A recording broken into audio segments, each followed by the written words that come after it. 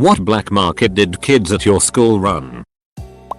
Nintendo games. Some kids sold them off for like 10 or 15 bucks a pop. I don't know where he got them from, but he said he just told his dad what he wanted and his dad would get it for him. He'd ask for the same ones over and over and it didn't matter. He'd end up with 5 copies and he'd just sell 4 of them. Either the kid was the most spoiled brat in history, or his dad was straight up stealing them anyhow. Anyways, I could never get any. I had a Sega, but I remember that kid making a killing in grade 3. Updates and answers. It was NES. Yes. Please tell me how to download a car. I would buy 6 packs of soda for $1.79 and resell the 6 sodas for a total of $3. The only guy in the school whose family had proper TV channels used to tape wrestling events and rent them out. MP3s and CDRs were just becoming available. A guy I knew made a killing on mix CDs. Every week he circulated forms to fill out, where you selected the songs you wanted on the CD. The newest hits were on the top, and changed weekly. The rest of his library filled the rest of the form, and there was a space for requests. He'd deliver your disc the following week. He seriously made bank for a couple years until everybody started getting their own songs from LeMure or whatever. I don't know what he's doing now, 20 years later, but I don't doubt he's successful. Edit. Just as a bit of an aside, since a few responses have mentioned LeMure, when this guy started doing it in HS the only real avenues for music sharing were Usenet groups and Ike. These little game coupons that our teacher gave out for winning class quiz games. Right when people were starting to get scanners, printers in their own homes, some kid made copies of his coupons and sold or traded them to other students. Edit. Since I have some people asking what the coupons could be traded for, it was usually a piece of candy or a pencil with a fun print or something similar. I think the kids ended up getting caught like 2 weeks into the scheme. Edit 2. A lot of people are comparing this to Diary of a Wimpy Kid, which I've heard of but never read before. I think kids are just clever and do this kind of thing on their own because a lot of people in the replies had similar things happen in their own schools as well. I don't know if this is where the kid got his idea or not, but this may have been before those books came out. This girl Danielle convinced my best friend and I, along with some other people, that she could forever change the taste of saliva in our mouth, so that our saliva would taste like watermelon, cotton candy, bubble gum, etc. forever. She made us wait a couple days so we could really think about what flavor we wanted in our mouth forever. For example, she would tell us, "Are you sure you always want everything you eat to have a hint of watermelon?" Anyways, after a couple days and we picked a flavor, she charged us money. I can't remember how much, but it was probably $0.50 or something. She made us chew on all this crazy stuff like paper clips, erasers, and other things. Obviously our saliva never changed flavor and she stopped this. But I worked at Starbucks a couple years ago in my hometown and she came in and didn't even recognize me. All I could think about was how that girl had me chewing on paper clips. When I was in the 6th grade, a teacher sold candy in between classes at marked up rates. A student decided to undercut her. That put an end to all candy sales. Apple laptops in middle school. Some had iTunes, some didn't, and the kids wanted it, so I apparently was the only one who knew how to transfer the installer with my USB. I put it on everyone's laptop for gifts, favors, etc. In return, got caught by the sub that day. I told her it was my flash drive, I could do what I wanted with it, and that's how I got my second detention of my life. Edit. Gifts were typical middle schooler it. Yu-Gi-Oh cards, fruit snacks, best food trades during lunch, gain in popularity and hang out with the cool people. Obviously they were taking advantage of me, but I didn't mind. I had the principal's secretary's handwriting down and used to sell her hall passes for $1 each. Made a killing. Edit. I don't really know how much I made, but it was in the realm of $5 a day. Sometimes I went dry because you needed the actual pass paper, but I finally figured out how to get into the supply closet, slide the student ID by the latch bolt. I only took a few pads at a time so they wouldn't get suspicious. Edit 2. I could also forge my mother's signature. Did it so well that when I brought in a note from her that she scribbled on the dash, they called her to confirm. In high school, this guy sold socks in the hallways. Silly bands. I remember a kid made like $50 one day. I went to a private high school with a strict dress code, ties, belt, etc. So I bought a bunch of ties and belts from a thrift store and ran a lucrative rental business out of my locker. Cuban sandwiches straight out a duffel bag before school. They were bomb, cheap and way better than the lunch in the cafeteria. I used to sell Coke, the drink, because they didn't allow fizzy drinks to be brought in. I was in elementary school when pogs were big. Everyone had cool slammers and stuff, but I didn't have money for good ones. My dad made one out of 1/2 mild steel for me and used an engraving pen to make a simple pattern. Everyone was asking me where I got them from. I didn't want to lose my unfair edge, but I also knew I could make money. My dad had a big sheet of this 1/2 steel. I told them I was the only one who could get them. I sold them for $15 a pop. My dad kept 10, I got 5. And that's when I learned what overhead was. Edit. First silver. Neato. Thanks. Locker accessories such as carpets and magnets. Banana chips were 25 acute in the vending machine in middle school. I always went to school early, so I always ended up buying all of them and selling them for 50 acute a bag. 2 years ago I was a sophomore in high school, and freshmen weren't allowed to go off campus but everyone else was. So I'd take orders, go to the local fast food shops, and get the goods. I'd up the price by about $2 and ended up making about $200 a month. Edit. $200 a month folks, not per year. Used to crush up warheads and mix them with sugar. Sold them by the straw with the ends melted. 0.50 a piece. At my school they took all sweets out of the vending machines and replaced them with healthy snacks. In the local town there was a sweet shop where you could buy a kilo of mixed sweets for acute 5. So every week I would go there and buy acute 1 of small paper bags and spend the Sunday night before school repackaging them all ready for the week ahead. Come Monday I would go into school and load my bag up every day selling the bags for 50p. My school used the metallic ends of pencils as a currency. Bronze was rarest, so it was the most expensive. Green was most common, so it was the least. We traded for erasers or pencil cases or a spot up in the 4 square line. Eventually got banned, but we still operated with people acting as banks to keep the currency hidden and to keep transactions hidden. The location of forest porn. Marbles were big at my primary school. Real big. It got to the stage where they were only allowed for 3 months a year, as we would no longer discuss anything but the game we had or the make we wanted to pay for. That was marble season. Now you could buy a big bag of cat's eyes from the supermarket, but they wouldn't get you far. To play the high stakes games, you needed a spect egg, a glitter bomb, a tidal wave or something exotic, but those suckers were pricey. Us poor kids couldn't afford those things, so we secretly gambled our marbles through the year, so when marble season opened, we had amassed enough marbles to really be ahead of the game.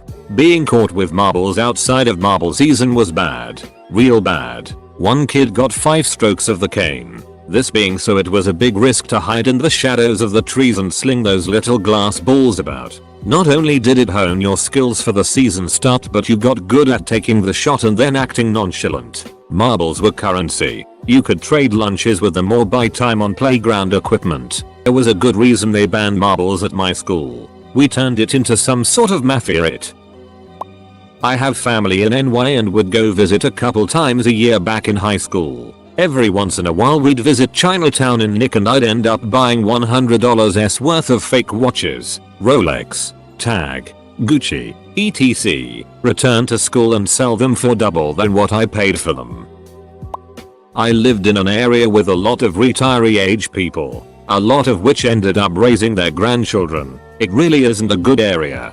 Being older and from a rural area, they still don't trust online sites like eBay or Amazon, so I started ordering people things from those sites for actual money and added a charge for me to be making money off of it. It eventually got shut down because I got someone a USB in the shape of a pistol. It was the size of a USB and clearly a USB, but it didn't matter. The principal actually got the police involved to try to get me in real trouble.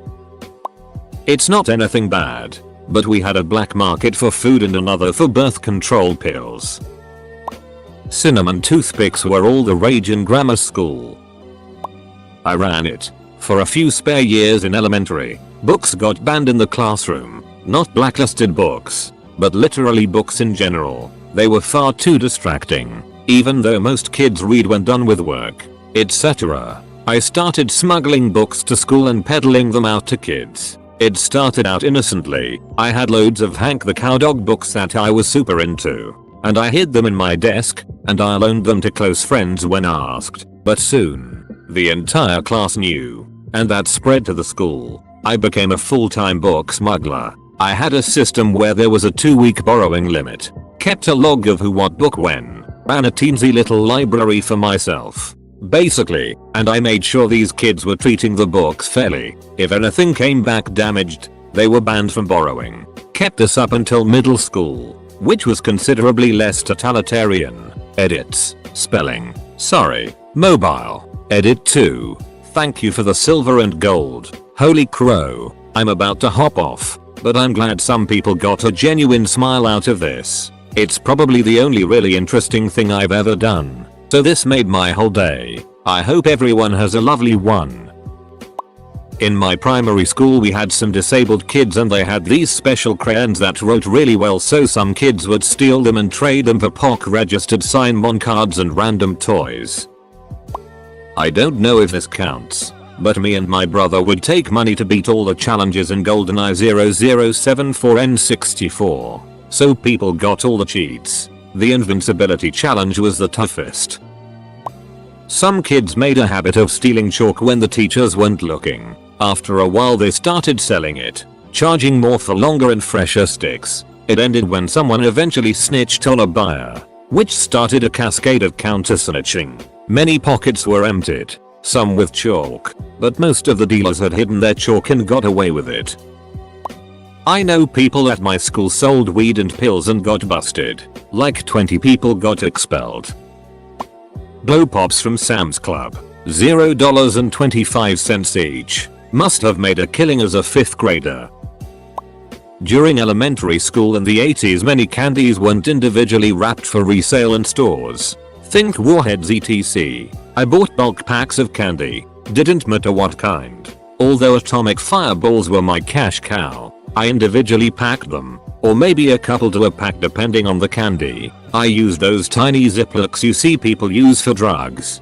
Being around adults a little devoid of scruples, I was able to get those in bulk from a local head shop called High on the Hill. It was a surreal time looking back. I was the only supplier for a year solid in 4th grade. I made so much bank for a 10-year-old it was insane. I would make $100 a week just off of atomic fireballs. The bulk jugs were about $5 or $6 each wholesale, and at a quarter each it worked out to about $60 a jug profit if I recall. Luckily school came easy to me because it was a full-time job keeping stock, packaging product, counting piles of change, budgeting, keeping a bank register. Mom got a separate account that I used for my money, dodging the man etc. It was turbulent as I never really had a group of friends as a kid, but in the 4th grade I was the ducking man.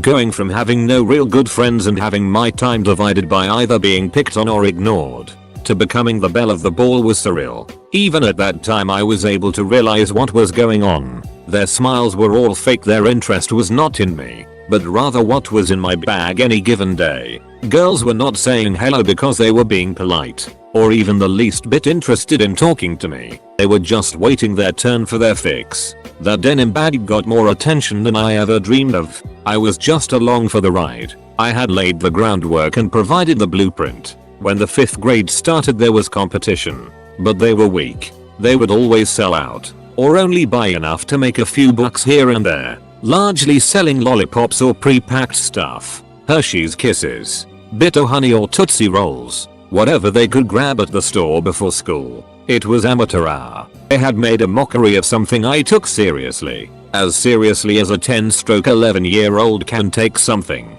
I closed up shop pretty quickly after the school year began.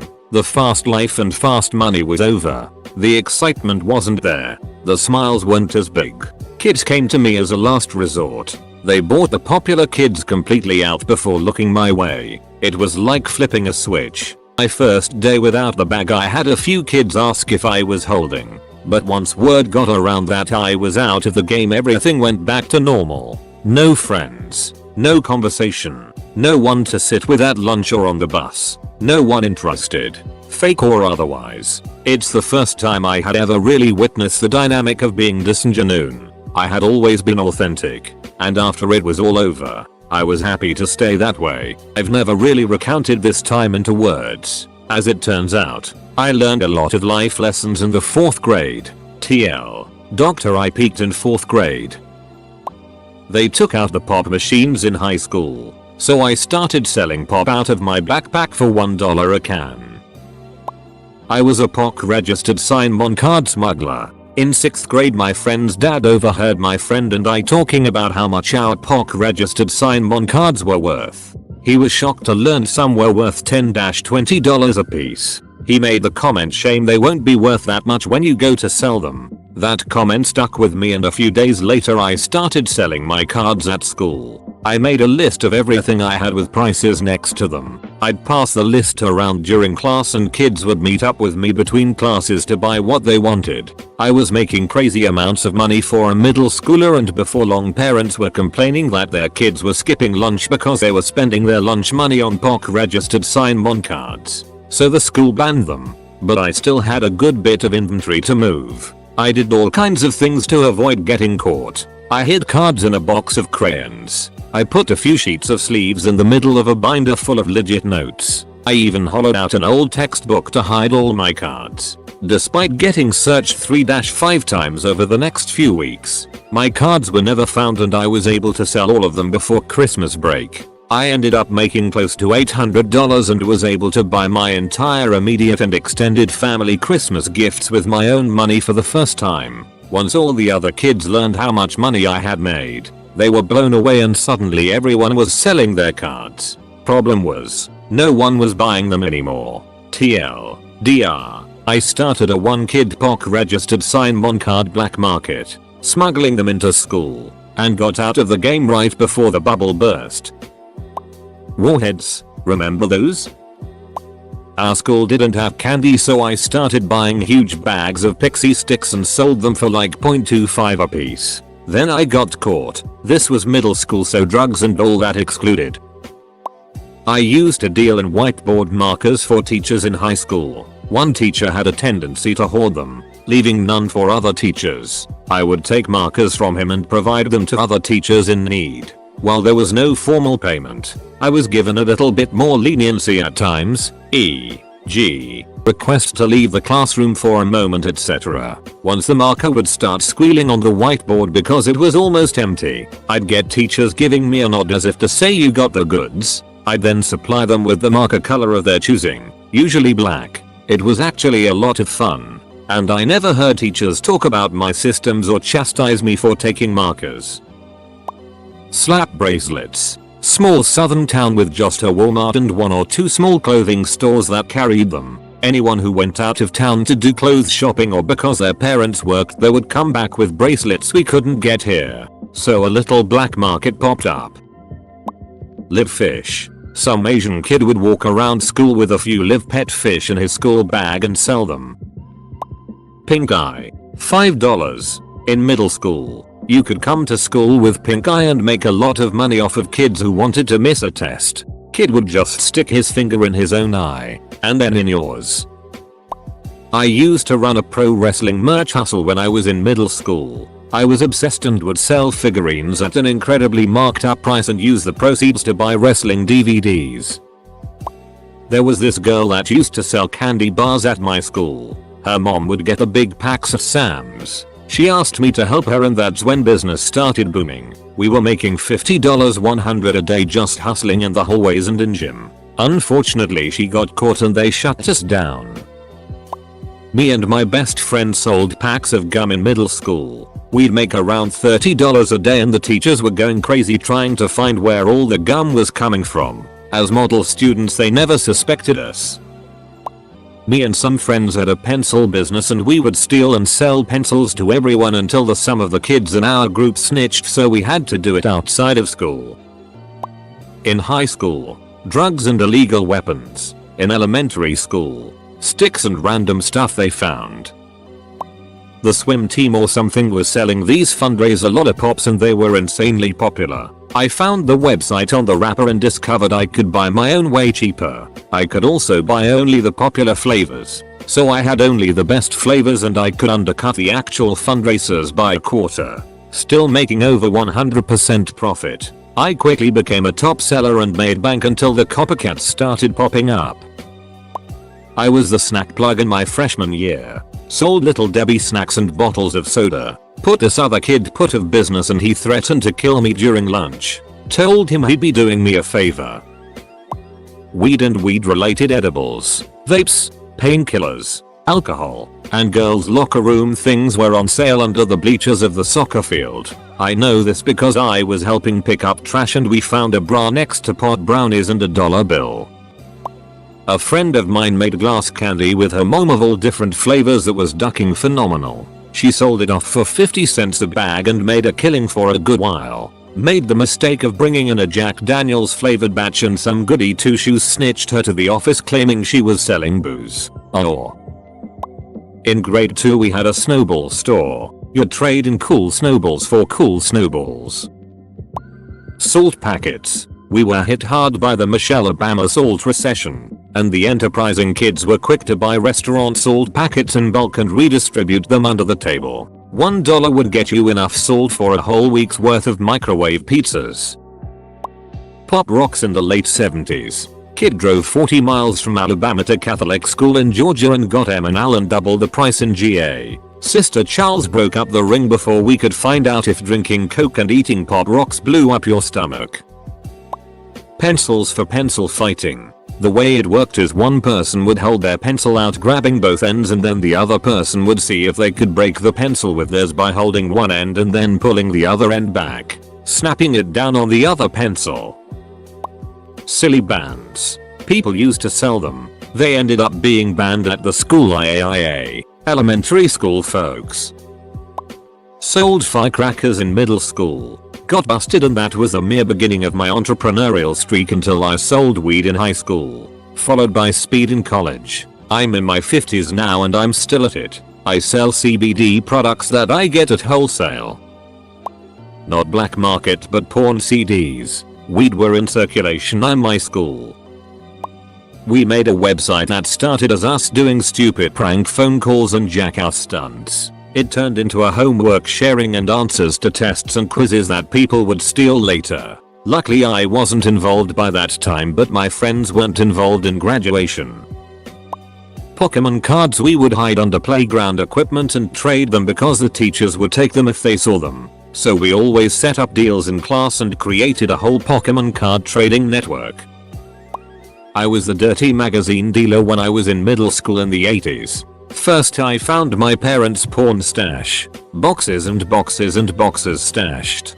Basement boxes by the washing machine and under the Civil War swords. Guest bedroom under the bed. At least 50. Standing cabinet in the kitchen. Cabinets near the ceiling. All over their bedroom. Under the china. We were riddled with it. Yeah, I went through my parents' bedroom. There were hundreds of porno mags in the house and I was 11. Only God and my parents knew what was in there and I had to find out. After I had gotten bored of some I started selling them to other kids. $20 each in 1984 money. The titty magazine market was booming, selling to other adolescents. I had a client base and had to get more. I'd go into a bookstore and ask for the most esoteric book that I could imagine. The clerk would go check in the back and I'd stuff all the Penthouse Playboy mags in my bag and book it. Maybe a comic book too. Treat yourself. Many years later I returned to my hometown and went to that bookstore. I wanted to apologize and try to make up for it somehow. It was gone.